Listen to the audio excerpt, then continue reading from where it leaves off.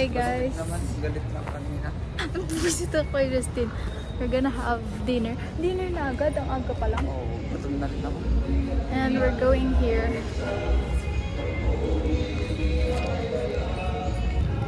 We're gonna have our dinner here. Ay, dito pala. Rustic Box Steakhouse.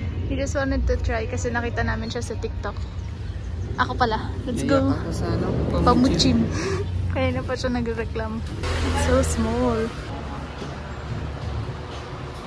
Gordo ka na. Next yung reviews na nakita ko dito. But we wanted to try anyway. Justin, ano yung pag-pronounce mo dun? Angus.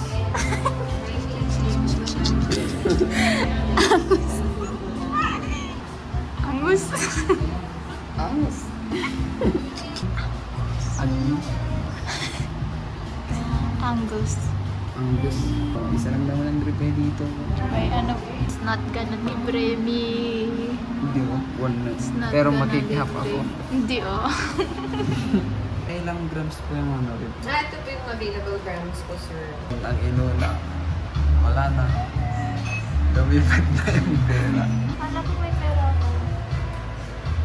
Saan mo tinagayo? Wala naman ako linulawin dyan. Hindi, okay lang at least matry natin yung ano. Bago pa umalis.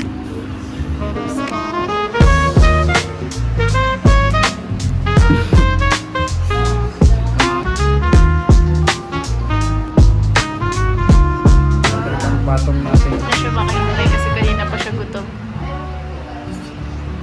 Gulay-gulay muna tayo. I thank you, Lord. Oo, emos. Sitaw lang.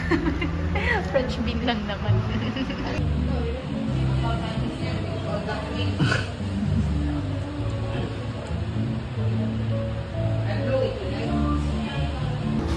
Well done.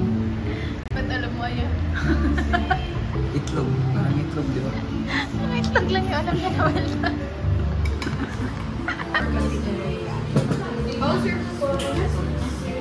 Tagal mo na akong mag-slice. Oh, yan. Sige.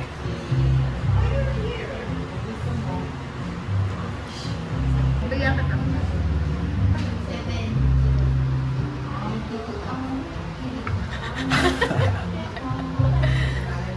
Ew, kinagat mo yung ano.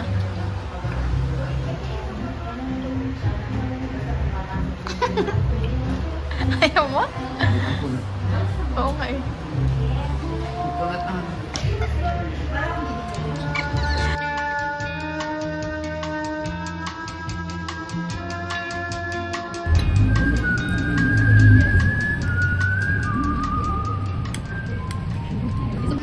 Guys, nakikihappy si Justin sa mistake.